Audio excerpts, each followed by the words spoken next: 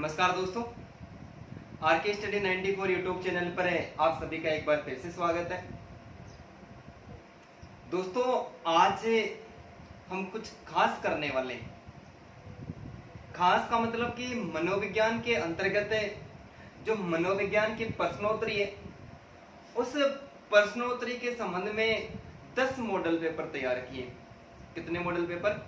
10 model paper तैयार किए, और जिसमें रिट लेवल फर्स्ट और रिट लेवल सेकेंड, C-TET और सेकेंड ग्रेड फर्स्ट ग्रेड की जो एग्जाम्स हैं उनसे रिलेटेड जो प्रश्न पहले पूछे भी जा चुके हैं। और इसके अलावा जो हमारे ऑथेंटिक 11वीं और 12वीं क्लास की NCERT और RBSE की जो बुक है, बोर्ड ऑफ सेकेंडरी एजुकेशन यानी BSCR की, उन पुस्तक से सारे के सारे 300% 10 मॉडल पेपर में, प्रत्येक मॉडल पेपर में 30 क्वेश्चन है। टोटल 300% मैंने उठाए, 10 मॉडल पेपर तैयार की। और जब हम 10 मॉडल पेपर को सोल्व करेंगे तब तक हमारे कम से कम 1000 क्वेश्चन उनमें से निकल के आएंगे। वर्तमान में आप सबको पता ही है, रिट की एग्जाम हमारे सामने है, और रिट की एग्जाम और इसके साथ में C-TET की एग्जाम भी है। तो दोनों एग्जाम के लिए बहुत ही इंपॉर्टेंट है। ऐसे प्रश्न मैंने आपके लिए तैयार किए हैं। तो आज हमें जो सबसे पहला मॉडल पेपर है, उस मॉडल पेपर के जो प्रश्न है उनको हमें सोल्व करने की पूरी कोशिश करेंगे एकदम अच्छे तरीके से। हर प्रश्न में आगे पीछे बाहर से जितने भी क्वेश्चन निकल के आएंगे, हम सारे क्वेश्चन की चर्चा भी करेंगे। संसाधनों का अभाव है, लेकिन संसाधनों का अभाव होने के बावजूद भी मैं बहुत अच्छा करने की कोशिश करूंगा। प्रश्न पूरे पाठ्यक्रम में से बनाए, रिट का जो पाठ्यक्रम तैयार किया हुआ है उस पूरे पाठ्यक्रम में से बनाए। और जो पहला मॉडल पेपर है वो सरल से, सारे मॉडल पेपर में से सरल से कठिन की ओर ये सरल विषय वस्तु से हमने शुरू किया है, और अंत तक चलते चलते हमने उसको कठिन बना दिया है। पहले की जो रिट की एग्जाम है उसमें जितने भी प्रश्न पूछे गए हैं, सारे प्रश्नों का तरीका, जो प्रश्न पूछेंगे उन सारे प्रश्नों का तरीका आपको हर मॉडल पेपर में मिलेगा। बहुत सारे ऐसे नए प्रश्न भी मिलेंगे आपको। और इसके साथ ही आपसे अंत में, जब वीडियो पूरा होने वाला था, अंत में आपसे 5 परिभाषा से संबंधित प्रश्न पूछे जाएंगे। उन प्रश्नों का आंसर आपको कमेंट बॉक्स में जरूर देना है। तो देर न करते हुए हम सबसे पहले पहला ही प्रश्न की बात करते हैं।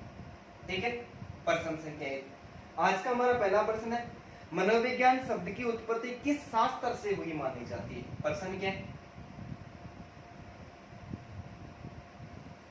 मनोविज्ञान शब्द की उत्पत्ति किस शास्त्र से हुई मानी जाती है? किस शास्त्र से हुई मानी जाती है? आप कमेंट बॉक्स में भी आपको आंसर सीधा सीधा आ रहा है, तो आप कमेंट बॉक्स में कमेंट जरूर करते रहें। हमारा प्रश्न है, मनोविज्ञान शब्द की जो उत्पत्ति है वो किस शास्त्र से हुई मानी जाती है? ठीक है, आप कमेंट करके जल्दी जल्दी बता दे रही। उत्तर क्या होगा? विकल्प देता हूं मैं आपको, जैसे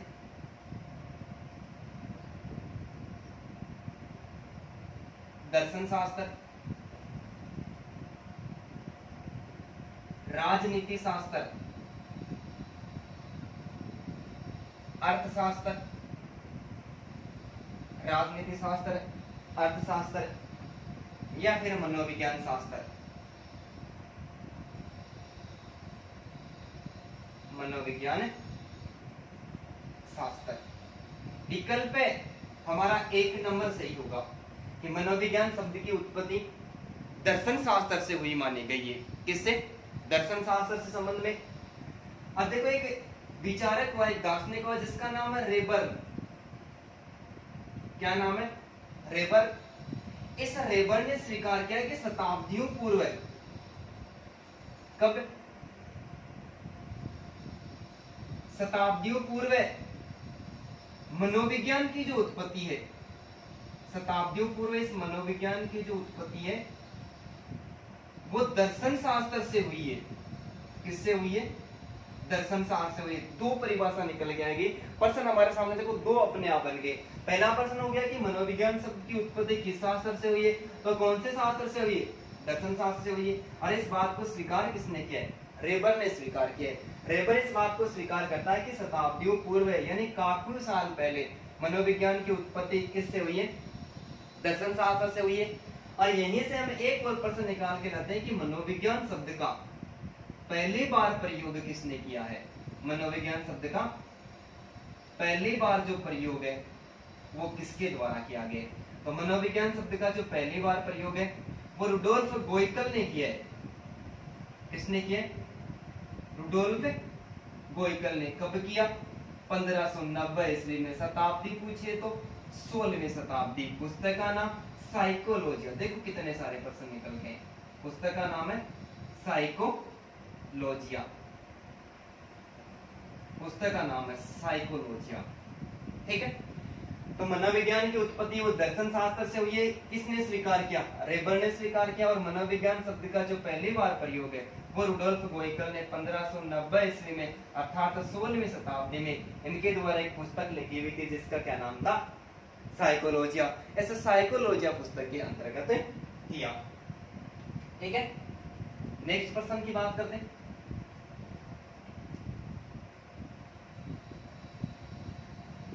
दूसरा प्रश्न है संरचनावाद का प्रारंभ। प्रश्न संख्या 2।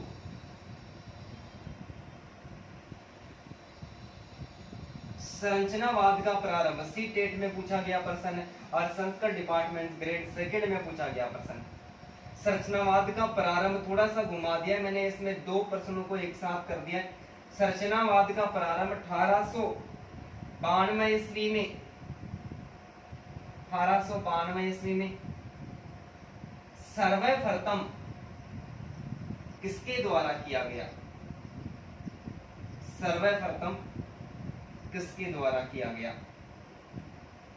सीधा आता है तो ठीक है, बताइए, कमेंट करें, नहीं तो मैं आपको विकल्प देता हूं, विकल्प में से देखें और देखकर आप कमेंट करें। विकल्प देता हूं, Titchener, William James, Titchener, William James, इसके अलावा एंजिल, और एंजिल के अलावा मैं एक और विकल्प देता हूं जिसका नाम है कार। बताइए देखिए जल्दी से। संरचनावाद का प्रारंभ 1892 ईस्वी में सर्वप्रथम किसके द्वारा किया गया, हमारा प्रश्न है। विकल्प आपके सामने। ठीक है। तो संरचनावाद का प्रारंभ दो एग्जाम में पूछा गया प्रश्न है और इसका जो आंसर होगा वो क्या होगा, टिचनर।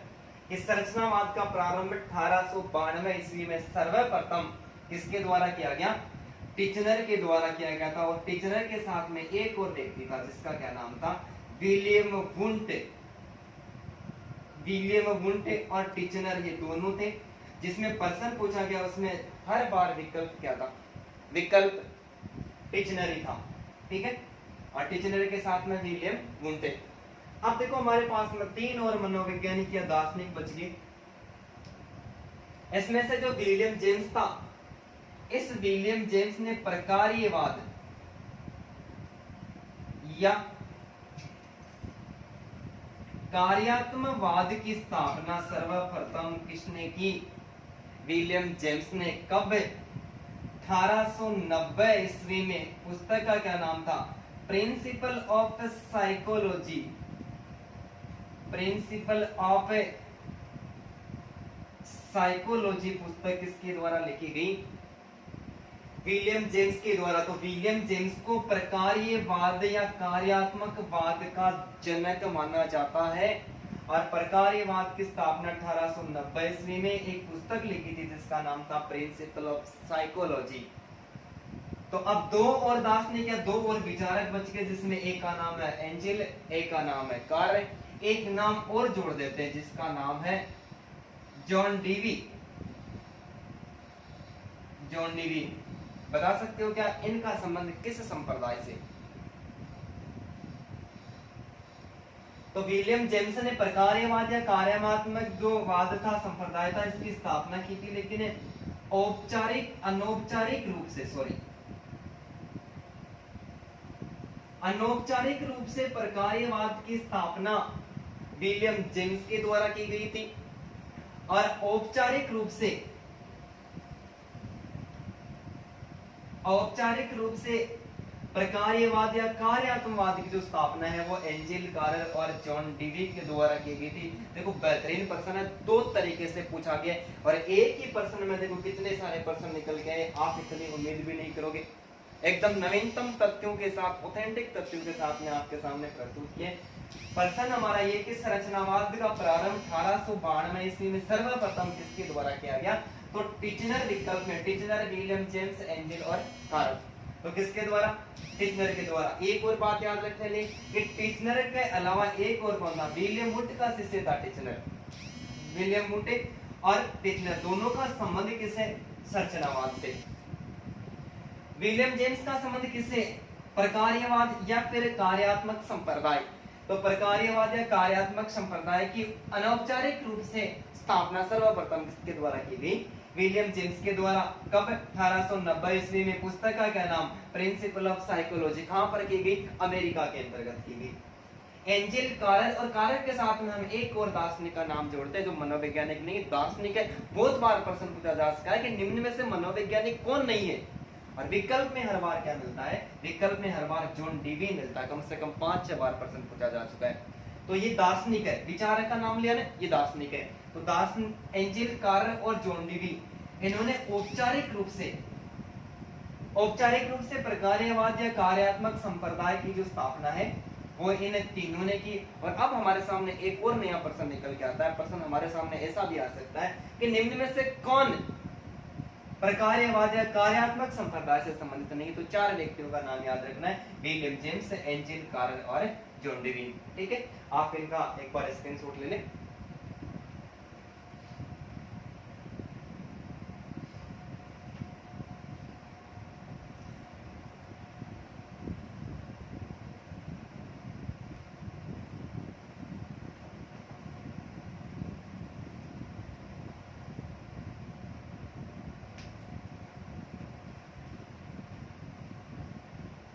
अब देखो नेक्स्ट क्वेश्चन नंबर 3। तीसरा क्वेश्चन है, ध्यान से सुने। निम्न में से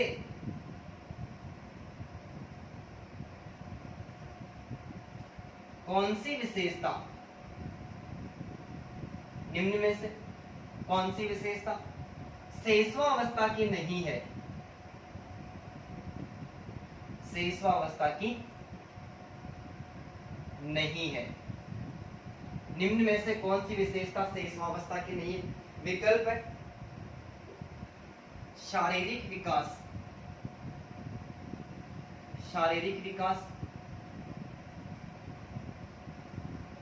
तीव्र गति से। दूसरा विकल्प है दूसरों पर निर्भरता। विकल्प भी क्या है? दूसरों पर निर्भरता। तीसरा जो विकल्प है वो है नैतिकता का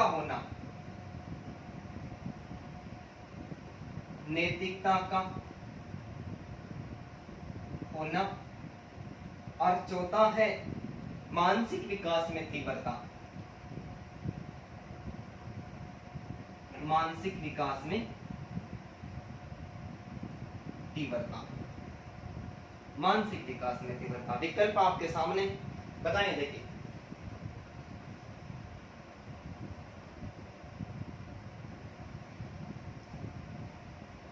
शारीरिक विकास तीव्र गति से, दूसरों पर निर्भरता, नैतिकता का होना और मानसिक विकास है तीव्र गति से। आंसर क्या होगा? नैतिकता का विकास। किसका विकास? नैतिकता का होना। शैशवावस्था में बालक में नैतिकता बिल्कुल भी नहीं होती है।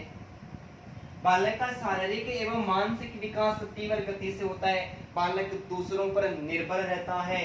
इसके अलावा बालक में अनुकरण की प्रवृत्ति, नकल करने की जो प्रवृत्ति होती है पाई जाती है। अनुकरण की प्रवृत्ति। सेकंड ग्रेड आरपीएससी के एग्जाम में प्रश्न पूछा था कि निम्न में से शैशवावस्था की विशेषता कौन सी है, और उसमें एक और विकल्प था जिसका नाम था अनुकरण की प्रवृत्ति।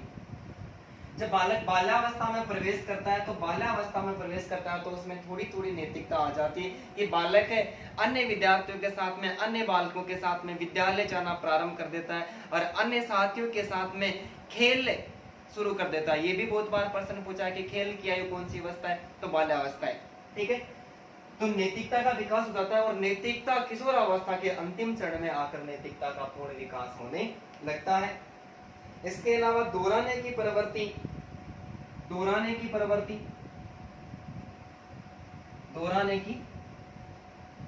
भी कौन सी अवस्था में होती है?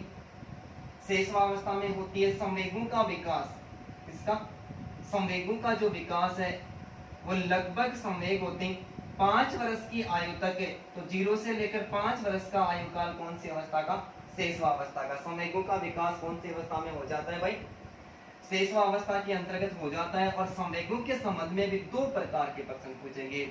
संवेगों के संबंध में एक सेकंड ग्रेड में प्रश्न पूछा था कि किसने बीजिस या फिर उसको बीजीज कहते हैं, क्या कहते हैं? बीजिस या बीजिस का माना था कि जन्म के समय बालक में कोई संवेग नहीं होता है, केवल उत्तेजना होती है। प्रश्न पूछा था उत्तेजना का संबंध निम्न में से किस विचारक से? तो विकल्प में था बीजिस। क्या दिया हुआ था? बीजिस से। तो बीजिस तो इस बात को स्वीकार करता है कि जन्म के समय बालक में कोई संवेग होता ही नहीं, केवल उत्तेजना होती है। प्रश्न में क्या पूछा गया था? उत्तेजना का संबंध किस मनोवैज्ञानिक से है? तो उत्तेजना का संबंध किससे? बीजिस से। लेकिन संवेगों के संबंध में वॉटसन क्या मानता है? कौन? वॉटसन कहता है कि 3 संवेग होते हैं, भय, प्रेम और क्रोध। ये जो 3 संवेग होते हैं जब बालक जन्म लेता है, जन्म के बाद ये तीनों संवेग होते हैं। लेकिन बीजिस कहता है कि कोई संवेग नहीं होता, केवल उत्तेजना होती है जिसके कारण वो रोता है और चिल्लाता है और फिर बाद में चूचू बड़ा होता है, 5 वर्ष तक का हो जाता है, तब उसमें सभी प्रकार के संवेगों का विकास हो जाता है। तो नैतिकता का संबंध है वो किससे? नैतिकता का संबंध है वो शेषवावस्था से नहीं है। ठीक है, चौथा जो प्रश्न है बहुत ही शानदार प्रश्न है, बहुत बार एग्जाम में पूछा जा चुका है। ठीक है, एक बार आप इसका स्क्रीनशॉट ले लें। सॉरी, भूल गया मैं। पेजेस बहुत सारे प्रश्न बन के आ रहे हैं ना, तो स्क्रीनशॉट ले लें ना। बाकी नेक्स्ट आगे वाले प्रश्न की बात करते हैं। बता दूं?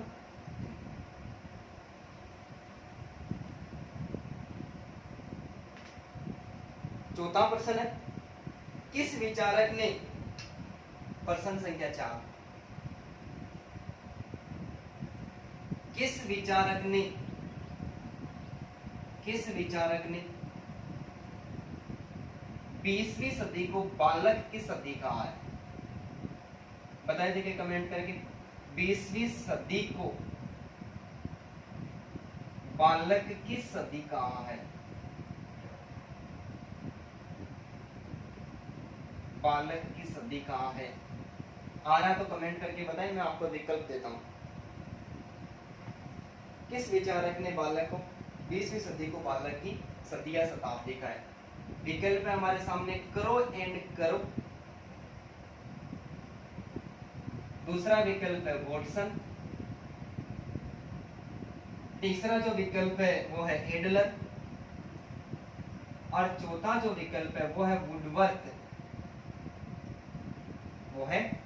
वुडवर्थ। तो बालक को 20वीं सदी का जो बालक है, 20वीं सदी को बालक की सदी किसने कहा है? करो एंड करो ने कहा। बहुत बार प्रश्न पूछा जा चुका, परिभाषा कम से कम 10 बार एग्जाम में पूछी जा चुकी है। तो 20वीं सदी को बालक की सदी किसने कहा है? करो एंड करो ने कहा है। और यहाँ पर एक और इंपॉर्टेंट प्रश्न बनता है कि वॉटसन ने किसने? वॉटसन ने 20वीं शताब्दी को क्या नाम दिया? वॉटसन ने 20वीं शताब्दी को व्यवहार का विज्ञान नाम दिया। क्या दिया? व्यवहार का विज्ञान नाम दिया। 2 प्रकार के प्रश्न निकल के हैं। प्रश्न हमारे सामने है, किस विचारक ने 20वीं सदी को बालक की सदी कहा? तो हमारा उत्तर क्या हो जाएगा? करो एंड करो हो जाएगा। और प्रश्न ऐसा पूछे कि 20वीं शताब्दी को व्यवहार का विज्ञान किसके द्वारा स्वीकार किया है? तो हमारा प्रश्न क्या हो जाएगा? तो हमारा उत्तर हो जाएगा वॉटसन। 5वां प्रश्न है, फर्स्ट ग्रेड की एग्जाम में पूछा गया प्रश्न है, अधिगम या फिर सीखना क्या है। छोटा सा प्रश्न लेकिन बेहतरीन है। अधिगम या सीखना क्या है। मैं आपको विकल्प देता हूं। ज्ञान का स्तर, दूसरा जो विकल्प है ज्ञान की उष्मा, ज्ञान की उष्मा, तीसरा जो विकल्प है वो है प्राणी मात्र के व्यवहार में सुधार लाने की प्रक्रिया, प्राणी मात्र के व्यवहार में सुधार लाने की प्रक्रिया, सुधार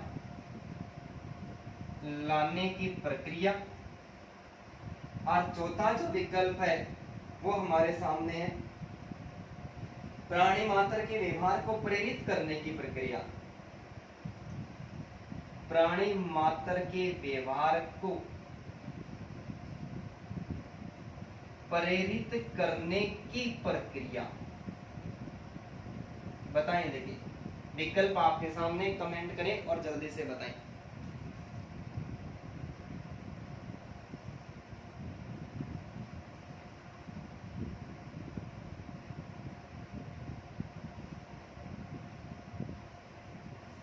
अधिगम क्या है।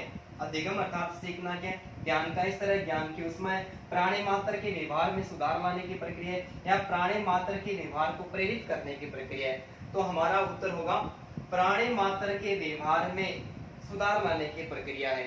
ठीक है, प्राणी मात्र के व्यवहार में सुधार यानी परिवर्तन लाने की प्रक्रिया को क्या कहा गया है, अधिगम का।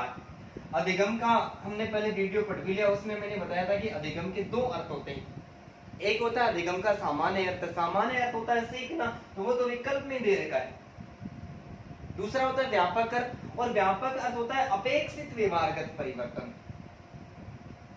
अपेक्षित व्यवहारगत परिवर्तन क्या होता है, अपेक्षित व्यवहारगत परिवर्तन। ये प्रश्न भी एग्जाम में पूछा जा चुका है सेकंड ग्रेड में।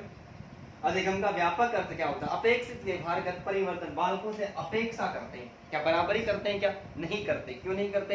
एक कक्ष में तीन बालक, तीन प्रकार की श्रेणी के बालक होते हैं, प्रतिभाशाली भी होते हैं, सामान्य बुद्धि भी होते हैं, और उसके साथ में मंद बुद्धि होते हैं। सबसे बराबर अपेक्षा नहीं की जा सकती, जिस बालक से जितनी अपेक्षा करते हैं और उसके व्यवहार में उतना परिवर्तन कर देते हैं, तो वो क्या कहलाता है, उसी को तो सीखना कहते हैं, अधिगम कहलाता है। एक बालक 90% अंक लेके आता है, एक बालक 35 या 36% अंक लाके पास हो जाता है। इसका मतलब दोनों बालकों को, प्रतिभाशाली को भी हमने सिखाया, उसके व्यवहार में भी हमने परिवर्तन किया है, और साथ में जो 36% लेके आए उसके व्यवहार में भी हमने क्या किया, परिवर्तन किया है। तो ये अधिगम होता है, मानसिक प्रक्रिया होती है, दिमाग में चलने वाली प्रक्रिया होती है, और जीवन पर्यंत चलती रहती है। लेकिन जीवन पर्यंत चलने के साथ में इसकी एक शर्त मानी जाती है, वो क्या है, वो शर्त ये कि पूर्व व्यवहार और नवीन व्यवहार में अंतर आना चाहिए। कि बालक 9th क्लास में है तो वो 10वीं क्लास में हो जाना चाहिए, और 10वीं क्लास में है तो वो 11वीं क्लास में हो जाना चाहिए। कि ये इसका पूर्व व्यवहार था और ये नवीन व्यवहार तो उसने किया, दोनों में क्या है, अंतर आया है। ठीक है, तो एक बार आप इनका स्क्रीनशॉट ले लें, आगे वाले प्रश्नों की और बात करते हैं।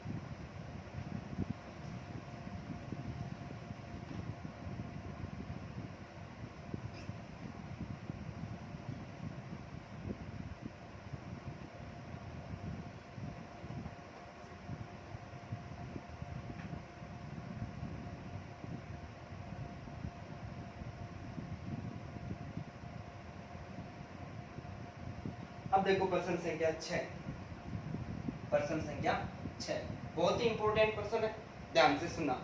कि शिक्षक के लिए शिक्षक के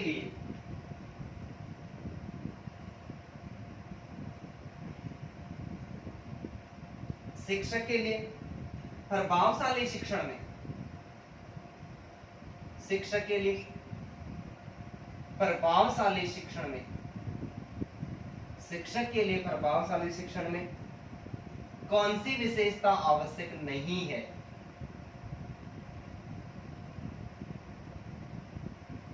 कौन सी विशेषता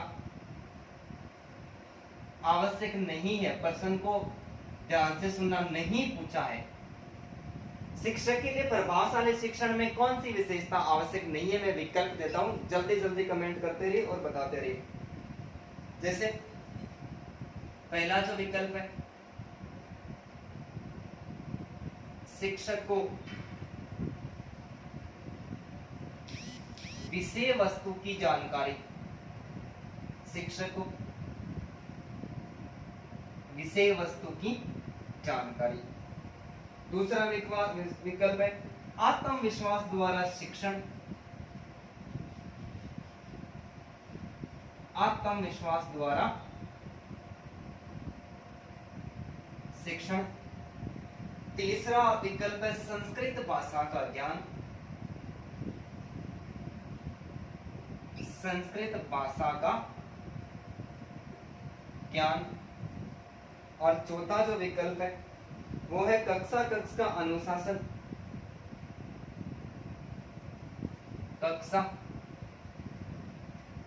कक्ष का अनुशासन, कक्षा कक्ष का अनुशासन एवं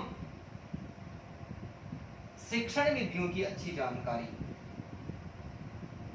शिक्षण विधियों की अच्छी जानकारी, शिक्षण विधियों की अच्छी जानकारी। ठीक है, 4 विकल्प होगा, कौन सा नहीं है बताइए देखिए जल्दी से। शिक्षक के लिए प्रभावशाली शिक्षण में कौन सी विशेषता आवश्यक नहीं है? प्रश्न ऐसा पूछा गया है।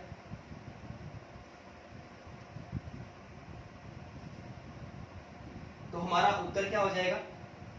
संस्कृत भाषा का ज्ञान है।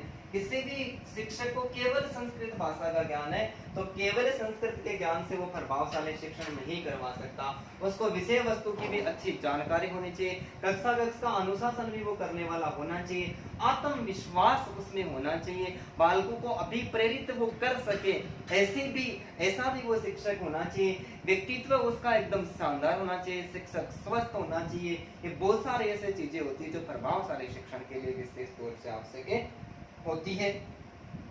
इसके अलावा एक बहुत खतरनाक विशेषता होती है कि जो बालक होते हैं कक्षा कक्ष में, बालकों की मानसिक योग्यताओं को, बालक में दिमाग कितना है, शिक्षक बालकों के मानसिक योग्यता को ध्यान में रखने वाला होना चाहिए और मानसिक योग्यता को ध्यान में रखकर शिक्षण प्रक्रिया को आगे बढ़ाने वाला होना चाहिए। तो बहुत सारी ऐसी विशेषता निकल के आती है। ऐसे प्रश्न में देखो हम गलती कर बैठते हैं, बहुत आसान प्रश्न होते हैं, आपको रटने की भी आवश्यकता नहीं है, ये रिट में ही पूछा गया प्रश्न है, प्रश्न को रटने की आवश्यकता नहीं है, लेकिन हम क्या करते हैं उस प्रश्न की जो वास्तविक स्थिति होती है उसको नहीं समझ पाते हैं, इसलिए हमारा प्रश्न गलत हो जाता है। ठीक है, इसके अलावा नेक्स्ट प्रश्न है, निम्न में से कौन सा लक्ष्य, बहुत शानदार प्रश्न है। ठीक है, शायद आपने कहीं पढ़ा होगा या फिर नहीं भी पढ़ा होगा, प्रश्न बहुत खतरनाक है, ध्यान पूर्वक उत्तर दे। निम्न में से कौन सा लक्ष्य, निम्न में से कौन सा लक्ष्य शिक्षा मनोविज्ञान के, शिक्षा मनोविज्ञान के मुख्य लक्ष्य में शामिल है, मुख्य लक्ष्य में शामिल है। प्रश्न को पढ़े अच्छी तरह से और आंसर दें।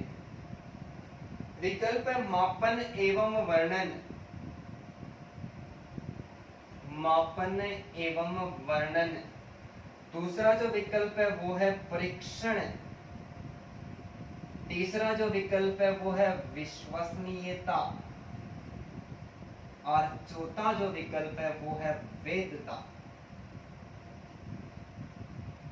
वेदता बताएं जल्दी से।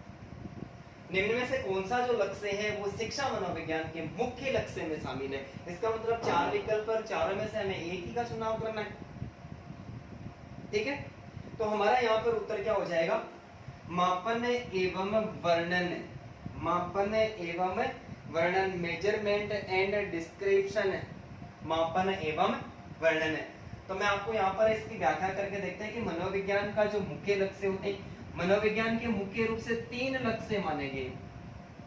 मुख्य लक्ष्य कितने मानेंगे? 3, जिसमें सबसे पहला है मापन एवं वर्णन। इसके अलावा जो दूसरा है वो है पूर्व अनुमान एवं नियंत्रण, पूर्व अनुमान एवं नियंत्रण। और तीसरा जो लक्ष्य वो है व्याख्या, एक्सप्लेनेशन, व्याख्या। तो शिक्षा मनोविज्ञान के 3 लक्ष्य मानेंगे, जिसमें पहला है मापन एवं वर्णन, तीसरा पूर्व अनुमान एवं नियंत्रण, और जो तीसरा लक्ष्य वो क्या है? व्याख्या। लेकिन अब हमारे सामने एक और प्रश्न ये भी तो निकल के आ रहा है कि विश्वसनीयता और वैधता क्या है? अरे विश्वसनीयता और वैधता क्या है? 2 प्रकार से प्रश्न पूछे जाते हैं। एक परीक्षण होता है परमापीकृत परीक्षण। कौन सा परीक्षण भाई? परमापीकृत, जिसको माननीकृत परीक्षण भी कहते हैं। ठीक है, प्रश्न हमारे सामने ये निकल गया है कि परमापीकृत या माननीकृत जो परीक्षण है वो किसे कहते हैं? तो उत्तर क्या होगा? ऐसा परीक्षण जिसकी विश्वसनीयता और वैधता की जांच कर ली जाती है। दोनों के संबंध में कम से कम 8-10 बार प्रश्न पूछेंगे। इस बात की मैं 100% गारंटी लेता हूं कि विश्वसनीयता क्या है और वैधता क्या है। तो ये प्रश्न कहां से निकल गया था? परमापीकृत या माननीकृत परीक्षण। मनोविज्ञान में कोई भी परीक्षण होता है उसको सीधा मैंने कोई परीक्षण बनाया जैसे 2 और 2 4 होते हैं, ये मेरे कहने मात्र से मनोविज्ञान में उसको शामिल नहीं किया जाता।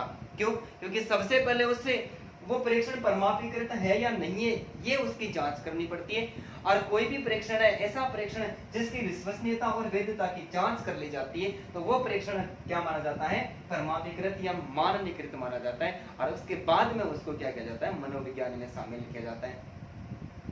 अब मैंने एक प्रश्न दिया कि 2 और 2 4 होते हैं, 2 और 2 4 होते हैं। इस परीक्षण को एक समूह में बांट दिया। ठीक है, समूह में 50 मनोवैज्ञानिक थे। 50 में से सबका आंसर 50 में से 45 का जो आंसर है वो 4 आया, लेकिन 5 व्यक्ति ऐसे थे जिनका आंसर 2 और 2 कितना आया? 22 आया। इसका मतलब मेरा जो परीक्षण है वो परमापीकृत नहीं है। तो एक ही परीक्षण को एक ही समूह पर बार बार दोहराया जाए और उसके अंकों में समानता आती है, हर बार 4 ही आता है, तो ऐसा परीक्षण विश्वसनीय परीक्षण माना जाता है। उसकी विश्वसनीयता वो प्रदर्शित करती है। हर परीक्षण का बनाने का कोई ना कोई उद्देश्य होता है। बिना कोई उद्देश्य के तो हम काम भी नहीं करते। अब बिना उद्देश्य के तो हम तैयारी भी नहीं करते। मैं ऐसा भी कह सकता हूँ कि हमारा कोई उद्देश्य होता है, नौकरी प्राप्त करना हमारी इच्छा होती है, नौकरी हमारी सुरक्षा होती है, इसलिए हमें नौकरी की सख्त आवश्यकता होती है। और नौकरी प्राप्त करने के लिए हम तैयारी करते हैं। हमारा उद्देश्य नौकरी प्राप्त करना है, लक्ष्य हमारा वही है। लेकिन हम सही तरीके से तैयारी करते हैं या नहीं करते ये हम खुद पर डिपेंड करता है। और लॉकडाउन में मैंने ऐसा अनुभव किया है कि ज्यादातर 90% जो स्टूडेंट है वो तैयारी नहीं कर रहे, 10% स्टूडेंट ही तैयारी कर रहे हैं। ऐसा मेरा अनुभव है लॉकडाउन के अंतर्गत। वैधता, भाई कोई भी परीक्षण बनाया जाता है उसका कोई ना कोई उद्देश्य होता है। क्या होता है? उद्देश्य होता है। जैसे कोई बुद्धि का परीक्षण है, यूनिफैक्टर थ्योरी, बुद्धि का एक तत्व सिद्धांत अल्फ्रेड बिने के द्वारा दिया गया था। और प्रश्नों की संख्या कितनी निर्धारित की गई? प्रश्नों की संख्या थी 30। प्रश्नों की संख्या कितनी थी भाई? 30 थी। कक्षा में विद्यार्थी भी कितने थे? 30 विद्यार्थियों से प्रश्न पूछे। और प्रश्न पूछने के बाद में कि ये मेरा एक परीक्षण है और इसमें प्रश्न पूछकर पता लगाया जा सकता है कि किस बालक में कितनी बुद्धि। इसका मतलब जिस उद्देश्य के लिए कोई परीक्षण बनाया जाता है और उस उद्देश्य पर खरा उतरता है तो वो परीक्षण क्या माना जाता है? वेद माना जाता है, यानी उसकी वेदता मानेगी। 30 बालकों पर प्रयोग किया, जिसमें से 10 बालक ऐसे थे इन्होंने 28 प्रश्नों के उत्तर बताए। 10 बालक ऐसे थे जिन्होंने 15 प्रश्नों के उत्तर बताए, लेकिन 10 बालक ऐसे थे जिन्होंने 5 प्रश्नों के उत्तर बताए। इसका मतलब हमारा काम हो गया। 28% जिन्होंने उत्तर दिया वो प्रतिभाशाली है, 15 ने दिया वो सामान्य बुद्धि, 5 ने दिया वो मंद बुद्धि है, फिर पिछड़े बालक है। हमारा काम हो गया। हमारा उद्देश्य था बालकों की बुद्धि का पता लगाना। और जिस उद्देश्य की पूर्ति के लिए कोई परीक्षण बनाया जाता है और उस पर वैसा का वैसा उतरता है तो वो परीक्षण क्या माना जाता है भाई? वेद माना जाता है। और एक ही समूह पर एक ही परीक्षण को बार बार दोहराया जाए और अंकों में समानता आती है तो ऐसा परीक्षण क्या माना जाता है? विश्वसनीय परीक्षण माना जाता है। तो एक बार आप स्क्रीनशॉट लें, बहुत ही शानदार प्रश्न है आपके लिए। बिठा दो भाई, चलो ठीक है।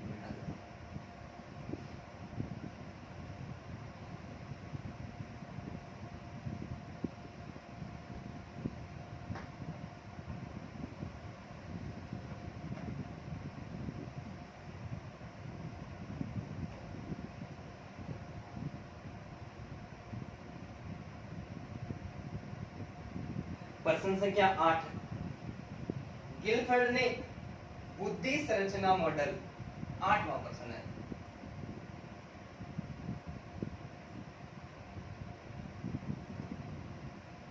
गिलफर्ड ने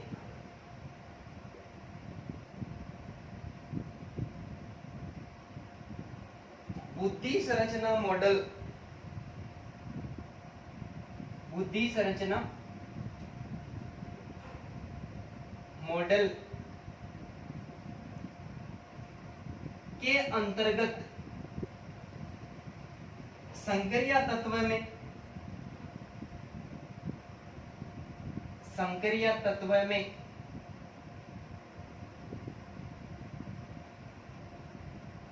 किस भाग को शामिल, किस भाग को शामिल, प्रश्न बहुत ही खतरनाक है, किस भाग को शामिल नहीं किया है, किस भाग को शामिल देखो नहीं किया, ऐसा प्रश्न पूछा गया है। विकल्प हमारे सामने है, मूल्यांकन, दूसरा जो विकल्प है वो अभिसारी चिंतन,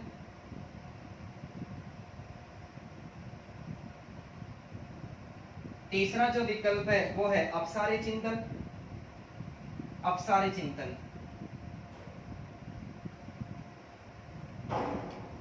और चौथा विकल्प है दृष्टि। बताइए देखिए जल्दी से।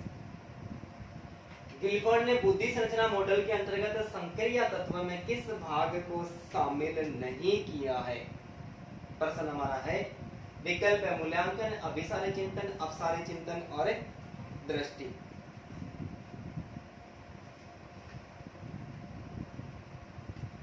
ठीक है, हमारा उत्तर क्या हो जाएगा? दृष्टि। अब देखो इसमें से बहुत सारे प्रश्न निकल के आ रहे हैं। सबसे पहला प्रश्न तो ये निकल के आ रहा है कि गिलफर्ड ने बुद्धि संरचना मॉडल का प्रतिपादन कब किया था? बहुत बार प्रश्न पूछा जा चुका है। तो गिलफर्ड ने बुद्धि संरचना मॉडल का प्रकाशन 1967 ईस्वी में किया था। कब किया था? 1967 ईस्वी में गिलफर्ड ने एक मॉडल प्रस्तुत किया जिसको बुद्धि संरचना मॉडल के नाम से पुकारा गया था। और इस मॉडल के 3 भाग थे, जिसमें एक था संक्रिया, एक था संक्रिया, दूसरा था विषय वस्तु और तीसरा था उत्पाद। संक्रिया, विषय वस्तु और उत्पाद। सबसे पहले इस बुद्धि परीक्षण को 1967 में तैयार किया। 67 में तैयार किया, उस समय इसमें कुल कितने कोष थे? बहुत बार प्रश्न पूछा जा चुका है। संक्रिया के संबंध में 5 तत्व थे, विषय वस्तु के संबंध में 4 तत्व थे और उत्पाद के संबंध में 5 गुणा 4 गुणा 6 बराबर कितने कोष थे भाई? 120 कोष थे। इसका पहला जो संशोधन है वो 1950 के अंतर्गत किया गया था। ऐसा कोई विकल्प मिलता नहीं है भाई, मिलेगा तो मैं आपको बताऊंगा। इसका जो प्रथम संशोधन किया, ऐसा प्रश्न बनेगा, प्रथम संशोधन किया और प्रथम संशोधन के अंतर्गत कितने कोष थे? तो क्या किया? संक्रिया को बढ़ा दिया ना। संक्रिया में 5 और 6। प्रथम संशोधन में कुल कितने कोष हो गए थे? 150 कोष। और वर्तमान में बात करें तो वर्तमान समय में कुल कितने कोष है? 5 गुणा 6 गुणा 6। देखते हैं कितने? 6 गुणा 5 गुणा 6 बराबर टोटल कितने कोष है? टोटल है 180 कोष। तो हमारे सामने 3 प्रकार के प्रश्न बन गए। 3 क्या बहुत सारे प्रश्न निकल के आएंगे। बुद्धि संरचना मॉडल का प्रतिपादन किसके द्वारा किया? गिलफर्ड के द्वारा किया। कब किया गया? 1967 में किया गया। गिलफर्ड के बुद्धि संरचना मॉडल के संबंध में कितने तत्व? 3, संक्रिया, विषय वस्तु, उत्पाद। 1967 में जब बुद्धि संरचना मॉडल का प्रकाशन का, तब इसमें कुल कितने कोष थे? तो 5 गुणा 4 गुणा 6। 5 जो तत्व थे वो संक्रिया के थे, 4 तत्व विषय वस्तु के थे और 6 तत्व उत्पाद से संबंधित थे। टोटल कितने कोष थे? 120 कोष। जब प्रथम संशोधन हुआ तब कितने थे? 150। और जब वर्तमान समय में पूछ ले कितने 180 हो, तीनों विकल्प एक साथ आज तक नहीं पूछे गए, 2 बार पूछे गए जिसमें 120 भी था और 150 भी था। और वो प्रश्न उस बार क्या हुआ, 2 बार इस बार अगर ऐसे पूछा गया तब वो प्रश्न डिलीट हो गया। तो अपने को चिंता करने की आवश्यकता नहीं, एक देगा अगला, तीनों एक साथ नहीं देगा। ठीक है, इसके अलावा एक और प्रश्न की बात करते हैं, प्रश्न संख्या 9। और 9वां प्रश्न है कि बहुबुद्धि सिद्धांत का प्रतिपादन, बहुबुद्धि, ध्यान से सुनना है, ये सेकंड ग्रेड में दोनों ही प्रश्न सेकंड ग्रेड में पूछे गए प्रश्न है। प्रश्न है बहुबुद्धि सिद्धांत का, बहुबुद्धि सिद्धांत का प्रतिपादन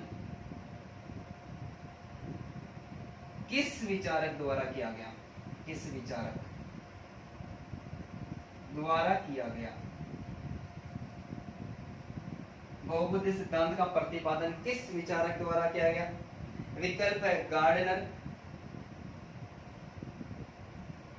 अल्फ्रेड बिने, अल्फ्रेड बिने, और तीसरा है स्पेयरमैन, स्पेयरमैन, और चौथा जो विकल्प है वो है थॉमसन। बताइए, देखिए जल्दी से कमेंट करें। बहुबुद्धि सिद्धांत का प्रतिपादन किस विचारक के द्वारा किया गया, किस विचारक के द्वारा। गार्डनर, अल्फ्रेड बिने, स्पेयरमैन और थॉमसन। हमारा विकल्प सही होगा गार्डनर। कब, गार्डनर ने 1889 ईस्वी में, 1889 ईस्वी के अंतर्गत बहुबुद्धि सिद्धांत का प्रतिपादन किया। और इसने क्या कहा कि बुद्धि एकांकी नहीं होकर, बुद्धि एकांकी न होकर बहुकारकीय होती है। क्या होती है, बहुकारकीय होती है। बुद्धि एकांकी नहीं होती भाई, बुद्धि में अनेक सारे कारक होते हैं और अनेक सारे कारक मिलकर क्या करते हैं, बुद्धि का निर्माण करते हैं। इसलिए बहुबुद्धि सिद्धांत का प्रतिपादन किसके द्वारा किया गया, गार्डनर के द्वारा। कब किया गया, 1889 ईस्वी में किया गया। मत क्या प्रस्तुत किया कि बुद्धि एकांकी नहीं होती है, इसमें बहुत सारे कारक होते हैं और बहुत सारे कारकों के योग को क्या नाम दिया, बहुबुद्धि नाम दिया। तो आप इसका एक बार स्क्रीनशॉट ले। नेक्स्ट पर्सन की फिर बात करते हैं।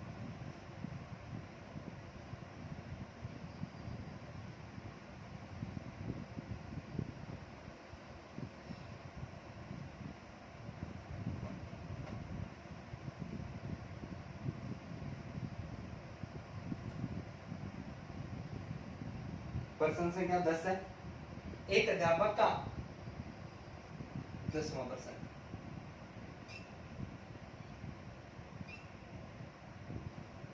एक अध्यापक का सबसे महत्वपूर्ण गुण, सबसे, एक अध्यापक का सबसे महत्वपूर्ण गुण कौन सा है, कौन सा है। रिट में पूछा गया प्रश्न है। विकल्प में आपके सामने रखता हूं, समयबद्धता,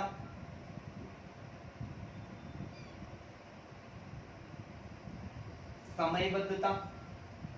दूसरा विकल्प है अपने विषय में महारत, विषय में महारत,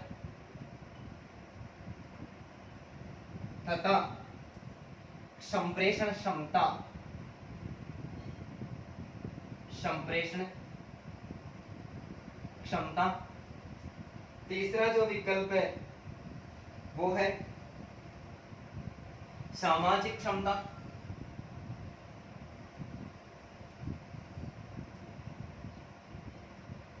सामाजिक क्षमता। और चौथा विकल्प है कोई नहीं, कोई नहीं। एक अध्यापक का सबसे प्रभावशाली, सारे गुण तो है ही अध्यापक में, सब गुण होने चाहिए, लेकिन ये सा प्रश्न भी दे दिया कि इस अध्यापक से संबंधित भी गुण दे दिए और उनमें से सबसे ज्यादा इंपॉर्टेंट पूछ लिया। तो हमारा उत्तर क्या सही हो जाएगा, विषय में महारत। एक अध्यापक को अपनी विषय वस्तु का ज्ञान तो होना चाहिए, लेकिन ज्ञान होने के साथ साथ में संप्रेषण, अपने विचारों भावनाओं का आदान, अपने विचारों भावनाओं एवं अनुभवों का एक दूसरे के साथ में यानी विद्यार्थियों के साथ में आदान प्रदान करने की जो प्रक्रिया होती है वो क्या कहलाती है? संप्रेषण कहलाती है। एक अध्यापक को विषय वस्तु का अच्छा ज्ञान है, लेकिन अच्छा ज्ञान होने के बावजूद भी वो अच्छा नहीं पढ़ा पाता है, इसका मतलब क्या हो गया? उसमें संप्रेषण की योग्यता नहीं होगी। इसके अलावा उच्च गुणवत्ता होना शिक्षक का परम धर्म है। शिक्षक में उच्च गुणवत्ता होनी चाहिए, साथ में धैर्यवान होना चाहिए, कर्तव्य निष्ठता और सत्यता का पालन करने वाला होना चाहिए, विनोद प्रिय और सहनशील होना चाहिए, बालकों के साथ में हंसी मजाक करने वाला होना चाहिए, बालकों को अपना मित्र समझने वाला होना चाहिए। ये उनकी प्रभावशाली व्यक्तित्व की विशेषताएं मानी जाती है। प्रश्न संख्या 11, शिक्षण प्रक्रिया में कौन स्वतंत्र चर होता है? शिक्षण प्रक्रिया में कौन स्वतंत्र चर होता है? शिक्षण प्रक्रिया में कौन स्वतंत्र चर होता है? मैं यहां पर लिख दूं शिक्षक,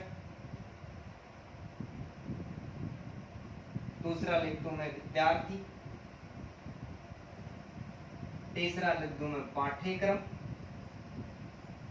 और चौथा लिख दूं मैं विद्यालय। बताइए, देखिए रिट के एग्जाम में पूछा गया प्रश्न है, शिक्षण प्रक्रिया में कौन स्वतंत्र चर होता है? शिक्षक, शिक्षार्थी, पाठ्यक्रम और विद्यार्थी। हमारा प्रश्न का आंसर क्या होगा? शिक्षक। शिक्षण प्रक्रिया के 3 चर होते हैं। कितने चर होते हैं? 3 चर। एक होता है स्वतंत्र चर, वो कौन होता है? शिक्षक होता है। क्यों भाई शिक्षक को स्वतंत्र चर क्यों कहा गया? क्योंकि शिक्षण सहायक सामग्री, विषय वस्तु का नियोजन, शिक्षण विधि, शिक्षण उद्देश्य, इन सब का जो निर्धारण है वो किसके द्वारा किया जाता है? शिक्षक के द्वारा किया जाता है। और शिक्षण पाठ्यक्रम है उसका निर्माण करते समय किसी विद्यार्थी से ये किसी प्रकार की सहायता नहीं लेता है। सारी प्रतिक्रिया होती है शिक्षण विधियों का कक्षा कक्ष में किस प्रकार से प्रयोग करना है, ये स्वतंत्र रूप से शिक्षक के द्वारा ही किया जाता है। ठीक है, तो ये स्वतंत्र चर हो गया। दूसरा होता है आश्रित चर। आश्रित चर में कौन शामिल होता है भाई? विद्यार्थी को किसमें शामिल किया गया है? आश्रित चर। विद्यार्थी किस पर आश्रित है? शिक्षक पर आश्रित है। और तीसरा होता है मध्यस्थ चर। कौन सा चर? मध्यस्थ चर। और मध्यस्थ चर के अंतर्गत पाठ्यक्रम, विद्यालय, शिक्षण विधियां, शिक्षण सूत्र, शिक्षण के उद्देश्य, पाठ्यक्रम, अधिगम सामग्री, इन सबको किसमें शामिल किया गया है? यानी पढ़ाई से संबंधित अन्य सभी प्रकार के जो तथ्य होते हैं उनको मध्यस्थ चर के अंतर्गत शामिल किया गया। तो 3 प्रकार के प्रश्न लिख रखे हैं। स्वतंत्र चर कौन है? शिक्षक है। और आश्रित चर कौन है? विद्यार्थी। और मध्यस्थ चर है। इन दोनों को छोड़कर विद्यालय की जितनी प्रकार की गतिविधियां, शिक्षण से संबंधित जो भी अन्य सहायक सामग्री बातें होती है उनको किसमें शामिल करते हैं? उन सभी को मध्यस्थ चर के अंतर्गत शामिल किया जाता है। तो एक बार स्क्रीनशॉट ले।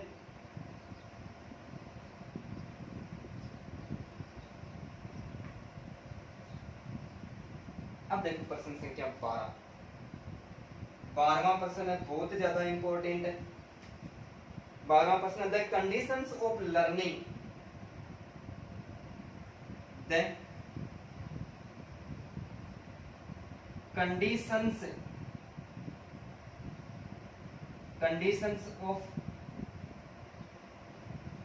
Learning, the conditions of learning पुस्तक का प्रतिपादक है। प्रश्न हमारा क्या? द कंडीशंस ऑफ लर्निंग पुस्तक का प्रतिपादक कौन है? प्रश्न फर्स्ट ग्रेड में पूछा गया है। विकल्प में आपको देता हूं, डेविड आसुवेल,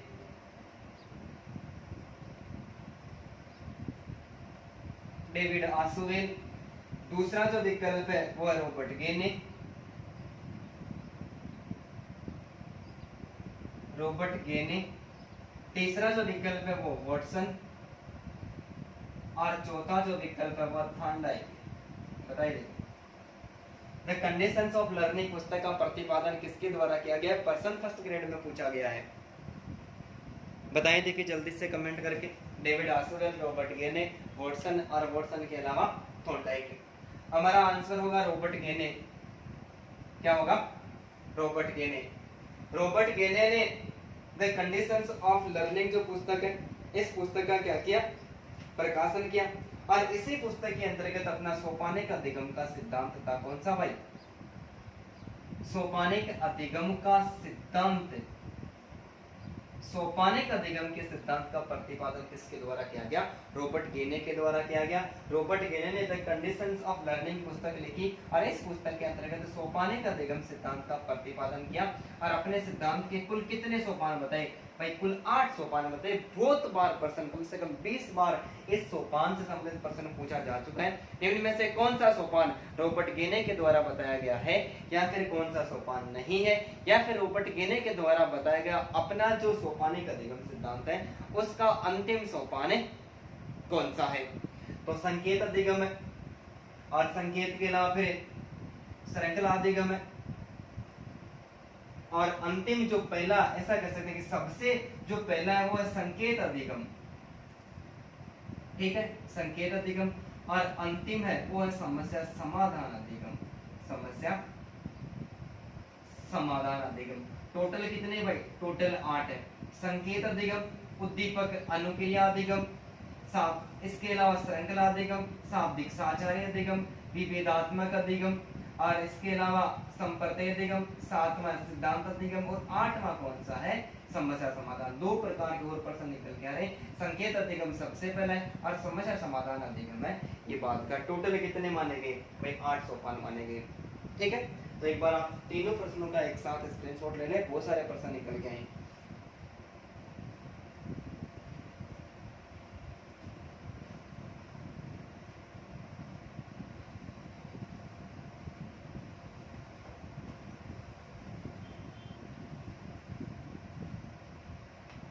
अब देखो प्रश्न संख्या 13 बहुत बहुत ज्यादा इंपॉर्टेंट प्रश्न है, और मेरा ऐसा मानना है कि इस प्रश्न का आंसर आप में से कोई भी नहीं दे पाएगा, लेकिन मैं विकल्प देता हूं। ज्ञान तुक्के पर आधारित होता है, मार तेरी हो सकता है, अपना सही भी हो सकता है, लेकिन आता है तो ही बताना है, नहीं गलत नहीं बताना है। प्रश्न संख्या 13, भोजन करना, भोजन करना, पानी पीना, सोना, तापमान नियमन, तापमान नियमन, और कामोत्तेजना। बहुत खतरनाक इंपॉर्टेंट प्रश्न है। कामोत्तेजना, कामोत्तेजना आदि क्रियाओं का नियंत्रण,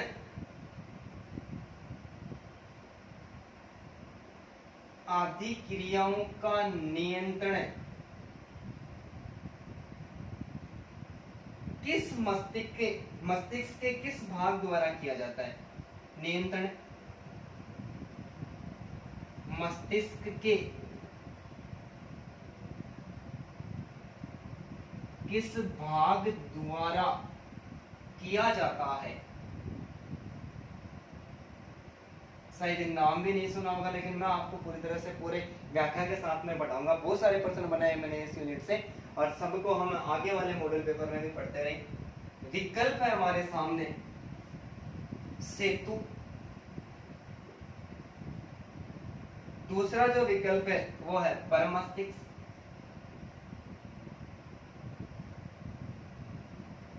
तीसरा जो विकल्प है वो है हाइपोथैलेमस, हाइपोथैलेमस, थैलेमस, हाइपोथैलेमस, और चौथा जो विकल्प है वो है थैलेमस। बताओ, देखिए जल्दी कमेंट करें, बताइए आ रहा है तो। भोजन करना, पानी पीना, सोना, तापमान नियमन और कामोत्तेजना आदि क्रियाओं का नियंत्रण मस्तिष्क के किस भाग के द्वारा किया जाता है। तो हमारा उत्तर होगा हाइपोथैलेमस। क्या होगा, हाइपोथैलेमस। कि मानव का जो अग्र मस्तिष्क होता है, कौन सा मस्तिष्क भाई, आगे वाला मस्तिष्क। मानव का जो अग्र मस्तिष्क होता है, इस अग्र मस्तिष्क के 3 भाग होते हैं। कितने भाग होते हैं, अग्र मस्तिष्क के 3 भाग होते हैं, जिसमें एक होता है अधश्चेतन, अधश्चेतक, दूसरा होता है चेतक,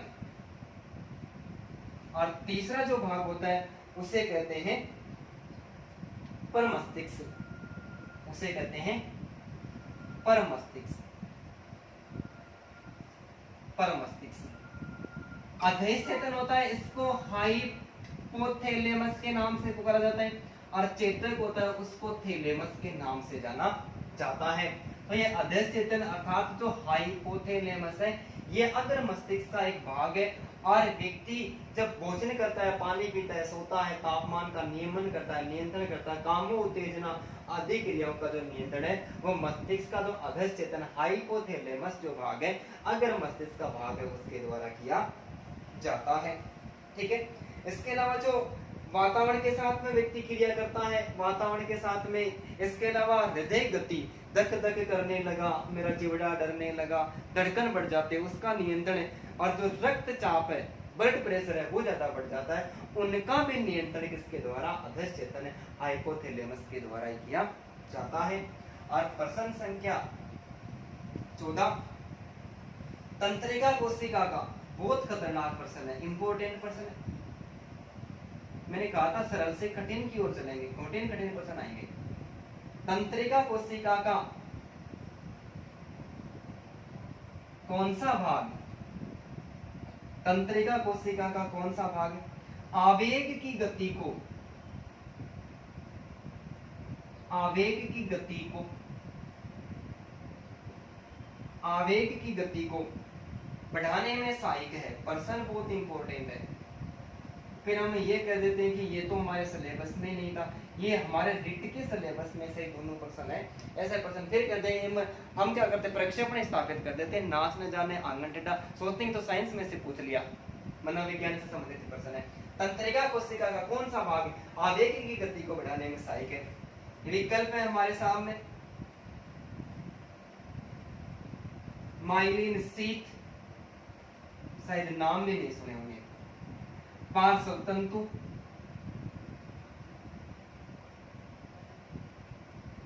थैलेमस, और चौथा है सेतु।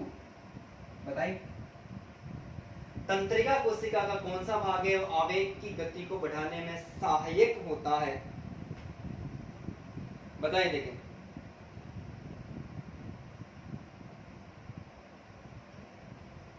हमारा आंसर होगा माइलिन शीथ। अब मैं बता दूं, अब आपसे एक और प्रश्न पूछना कि माइलिन शीथ क्या होता है। तो वसा और प्रोटीन, क्या वसा एवं जो प्रोटीन होता है, ठीक है, वसा एवं जो प्रोटीन होता है इनकी एक परत बनी हुई थी। माइलिन शीथ वसा एवं प्रोटीन की एक परत बनी हुई थी। ये क्या करती है, ये न्यूट्रॉन तथा तंत्रिका कोशिका, न्यूट्रॉन तथा तंत्रिका कोशिका होती है। इस तंत्रिका कोशिका के जो अक्ष तंतु होते हैं उनको कवर करती है। ये माइलिन शीथ होती है, वसा और प्रोटीन की बनी हुई एक परत होती है। ये न्यूट्रॉन तथा तंत्रिका कोशिका होते हैं, इसके अंश तत्वों को क्या करती है, कवर करती है।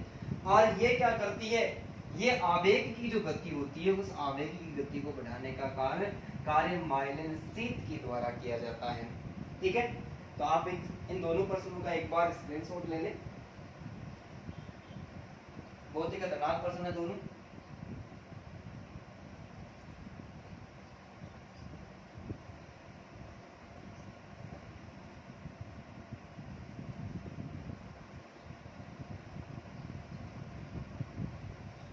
पंद्रहवां जो प्रश्न है कि हम अंधेरे में चलती हुई, प्रश्न संख्या 15, हम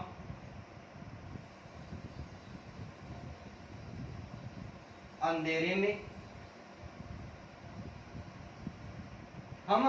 में चलते हुए किसी रस्सी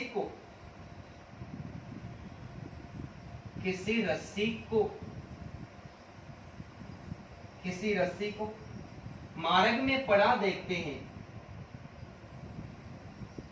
मार्ग में पड़ा देखते हैं तो उसे सांप समझ लेते हैं। तो उसे क्या समझ लेते हैं भाई, सांप समझ लेते हैं।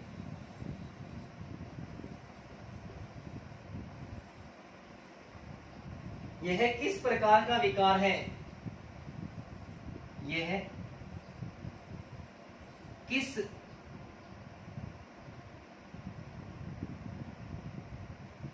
प्रकार का विकार है, ये है किस प्रकार का विकार है। विकल्प देता हूं मैं आपको,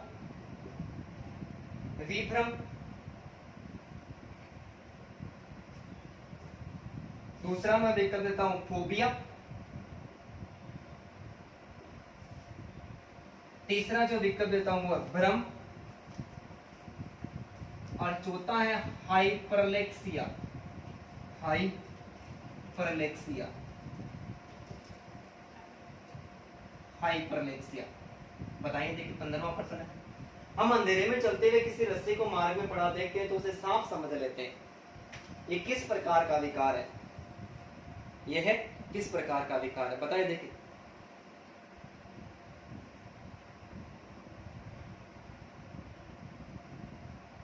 अरे भ्रम नहीं हो गया क्या, हमारा आंसर क्या हो गया, भ्रम है। भ्रम ही तो वह है, किसी रस्सी को पड़ा हुआ देखा और हमने क्या कर लिया, सांप समझ बैठे, इसका मतलब क्या हो गया, भ्रम हो गया, ठीक है। लेकिन जो ये हाइपरलेक्सिया जो पीछे वाले रिट की एग्जाम लगी थी उसके लेवल सेकंड में पूछा गया प्रश्न है, हाइपरलेक्सिया का संबंध ये दर से संबंधी विकार है। प्रश्न पूछा था निम्न में से दर से संबंधी विकार कौन सा है, विकल्प में था हाइपरलेक्सिया। इसके अलावा विभ्रम है, ये विभ्रम है एक खतरनाक रोग है। विभ्रम के अंतर्गत एक व्यक्ति को अजीब सा लगने लगता है, क्या करने लगता है, अजीब सा लगने लगता है। और अजीब सा भी कैसे लगता है कि जब वो चलता है रात को अंधेरे में या फिर दिन में कहीं पर भी चलता है, परछाई भी उसके साथ में चलती है, तो रात को चलते समय वो सोचता है कि मेरे साथ में कोई चल रहा है, मेरे साथ में कोई चल रहा है। और यदि वो सो जाता है तो सोने के बाद में ये समझता है कि मेरे साथ कोई सो रहा है, तेरे साथ में सोने के लिए कौन आ गया। तो इस प्रकार का ये अजीब सा रोग है, ये सोचता है कि जब मैं चलता हूँ तो ऐसा लगता है मेरे साथ में कोई चलता है, और सोता हूँ तो समझता है कि मेरे साथ में कोई सो रहा है। ये जो रोग है ये क्या कहलाता है, विभ्रम कहलाता है। इसके अलावा फोबिया, 4% बनेंगे, देखो अलग अलग। फोबिया का संबंध किससे है, बताइए। देखिए, क्या आपको तैरना आता है सभी को, या पानी में जब उतरते हैं तो पानी में उतरते हैं तो हमें डर लगता है। फोबिया भी एक ये रोग है, इसमें व्यक्ति ज्यादा ऊंचाई पर चला जाता है तब उसको डर लगता है, नदी नालों से डर लगता है, बंद कमरे से डर लगता है उसको, भीड़ भाड़ होती है वहां पर ज्यादा डर लगता है, और अंधेरा होता है तो अंधेरे में भी डर लगता है, ऊंचे स्थान से, नदी नालों से, बंद कमरे से, भीड़ भाड़ से और अंधेरे से जिस व्यक्ति को ज्यादा डर लगता है वो फोबिया रोग का शिकार होता है। इस आधार पर हमने कितने प्रश्न सोल्व कर लिए, एक मॉडल पेपर में 30 प्रश्न बनाए थे, उसके 15% यानी 50% जो पेपर था हमने सोल्व कर लिया। यदि पूरे पेपर को एक ही साथ सोल्व करेंगे तो मेरे को लगता है वीडियो 2-2.5 घंटे का हो जाएगा। इसलिए जो बाकी के जो प्रश्न बच गए उनको हम कल नेक्स्ट क्लास में पढ़ेंगे, और नेक्स्ट क्लास में तभी पढ़ेंगे जब आपको ऐसा लगेगा कि जो बनाए गए प्रश्न है वास्तव में ये काबिल तारीफ है, और आपकी जो प्रतिक्रिया होगी उस प्रतिक्रिया को देखते हुए आगे पढ़ाया जाएगा। बाकी तो पढ़ाने का फिर कोई फायदा नहीं है। तो सभी को धन्यवाद, थैंक यू।